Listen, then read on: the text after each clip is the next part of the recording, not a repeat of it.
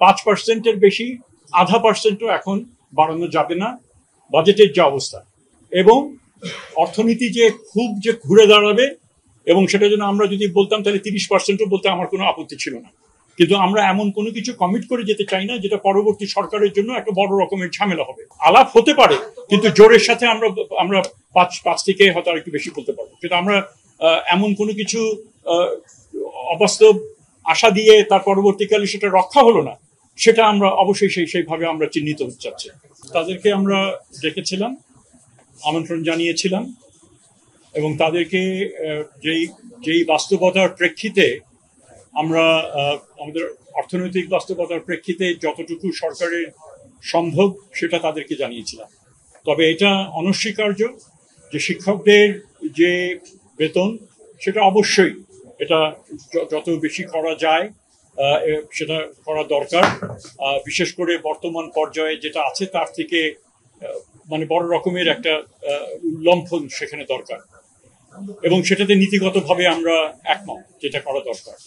কিন্তু যখন আমরা এমন একটা সময়ে আছি যেখানে বাজেট বরাদ্দ মোটামুটি শেষ, প্রক্রিয়া শেষ, এখন বাড়তি যে চাওয়া যেটা হচ্ছে সেটা কতটুকু আমরা সংস্থান করতে পারি তার উপর নির্ভর করছে।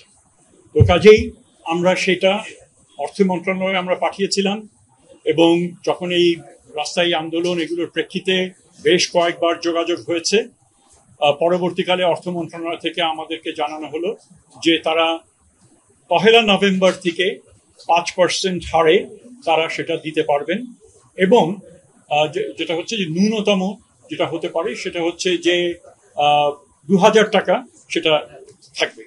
তো এই জিনিসটা তাদেরকে আমরা অফার করলাম, এই ফিগারটা যেটা এটা করেন। তাদেরকে বারবার মনে করিয়ে দিলাম যে এই দাবিটা যদি এই দৃঢ়তার সাথে তারা যদি জানুয়ারি ফেব্রুয়ারি মাসে তারা যদি করতেন এবং যে এক্সারসাইজ যেটা করা হয়েছিল হিসাব নিকাশ সেটার প্রাথমিক যদি তারা আমাদেরকে দিতেন বা আমাদেরকে দাবি করার পরে আমরা যদি সময় পেতাম, তাহলে অবশ্যই বাজেট নির্ধারণের আগেই আমরা তাদেরকে এটা দিতে পারতাম, কর্তৃপক্ষকে, ফাইন্যান্স মিনিস্ট্রিকে, এবং তখন হয়তো এর থেকে এখন আমরা যা পাচ্ছি তার থেকে বেশি আমরা পেতাম, কারণ যৌক্তিকতা তো অনস্বীকার্য। কাজে এখন যেখানে টাকা নেই সেখানে আমাদের পক্ষে এর থেকে বেশি দেওয়া সম্ভব হচ্ছে না।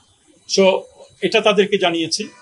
দ্বিতীয়ত আমি বাড়তি আরেকটা কথা যেটা বলেছি যে সামনের বছর বাজেটে যেন আরো কিছু শতাংশ বৃদ্ধি যদি করা যায় তাহলে আমরা সেটার জন্য আমরা সুপারিশ করব ইসের কাছে, ফাইন্যান্সকে বলবো যে আপনারা এখন পারছেন না ঠিক আছে, তবে সামনের বছরের জন্য আপনারা কমিট করেন যাতে আমরা যে এই দাবির যে যৌক্তিকতা সেটাকে আমরা স্বীকার করে নেওয়া হবে এবং তারাও ধৈর্য ধরবেন যে তারা তখন সেই পর্যন্ত তারা সেটা করবেন। কিন্তু তারা সেই প্রস্তাবে রাজি না। তারা বললেন তারা বোধহয় বলেছেন যে 10% এখন দিতে হবে, আবার সামনের বছর 10% দিতে হবে। আমরা অবশ্যই সেটা আমাদের এখতিয়ারের বাইরে, আমরা সেটাতে রাজি হইনি। তো এই হচ্ছে আমার দিক থেকে বক্তব্য। আমরা তাদেরকে বারবার বলেছি যে আপনারা এই যেই দাবির যে সারাংশ সেটাতে আমাদের কোনো আপত্তি নেই, সংস্থান যদি থাকতো আমরা সেটা করতে পারতাম। এই বাস্তবতায় আপনারা এটা গ্রহণ করেন। জনদুর্ভোগ করা হচ্ছে, সামনে পরীক্ষা যেগুলো আসতে যাচ্ছে এগুলো হয়তো সঠিক হবে না, এই ধরনের একটা আপনারা যে কর্মসূচি যদি এগুলো করতে থাকে।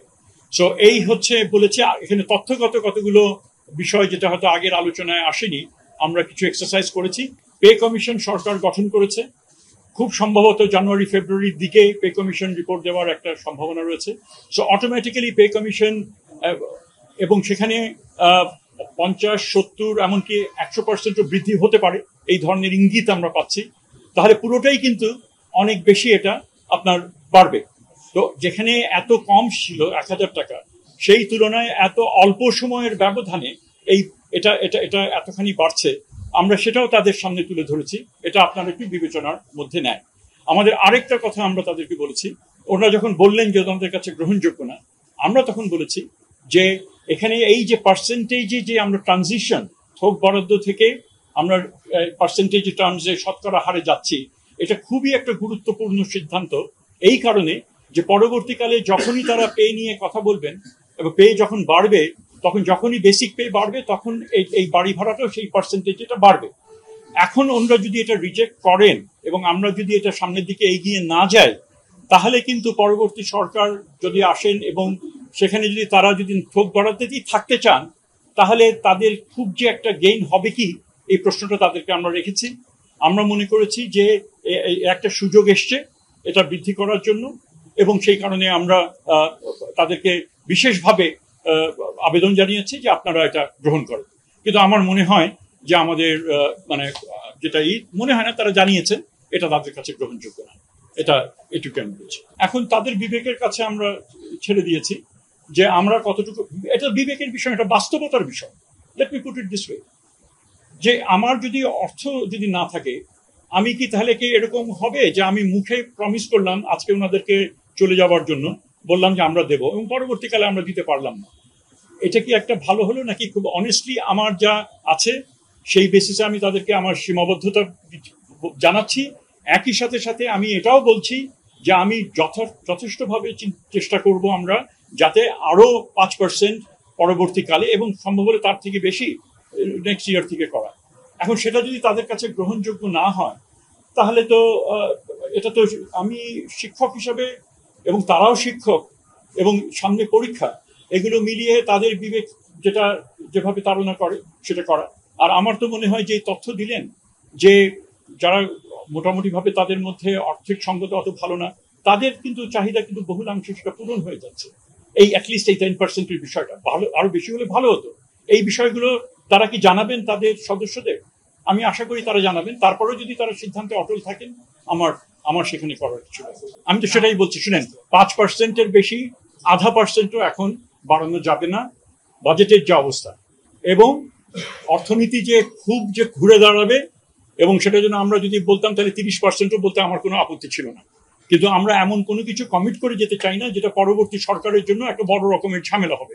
সেই প্রেক্ষিতেই আমরা ন্যূনতম 5%-এর কথা আমরা ফাইন্যান্সকে বলবো। তারপরে আমরা দেন দরবার করে আরো বাড়ানো যা হবে, কিন্তু এটা তাদেরকে বলবো, এই আশ্বস্তটা আমরা করেছি, এবং খুব সম্ভবত আমরা সাকসেসফুল হব এটা। কিন্তু যেটা আমি এখন আমার কাছে নাই, সেই তার থেকে বেশি আমি প্রমিস করতে পারি না। আমরা এখন না, আমরা বলেছি যে আপনারা যদি এটা অ্যাকসেপ্ট করেন, অনলি দেন আমাদের প্রজ্ঞাপন রেডি, আমরা প্রজ্ঞাপন তাহলে করবো। কারণ এখন আমাদের একটা বড় কনসার্ন হচ্ছে যে যে দুর্ভোগ সেটা যেন না হয়, ছাত্রছাত্রীদের পড়াশোনা এগুলো রয়েছে। এখন আমি এখান থেকে আমি আদায় করে এটা নিয়ে গেলাম, ওইখানে আবার আমি আমার আন্দোলন চালাবো, সেটা হবে না। আমরা মনে করি যে আমরা এখানে দৃঢ়ভাবে আমরা অবস্থান করছি যে এটা তাদের অবস্থান যদি তারা যদি বদলান, তাহলে আমরা, এবং তারা যে কোনো সময় আমাদেরকে এসে যদি বলেন যে দে আর এগ্রিয়েবল, আমরা সাথে সাথে প্রজ্ঞাপন একদম রেডি। প্রাথমিক প্রজ্ঞাপনটা আমরা রেডি 1 নভেম্বর, একেবারে 1 নভেম্বর। প্রথমে ফাইন্যান্স বলেছিলেন যেটা সামনের বছর জানুয়ারি থেকে, আমরা ইনসিস্ট করেছি যে না, এটা প্রশমন করার জন্য আমরা এখনই এটা করবো।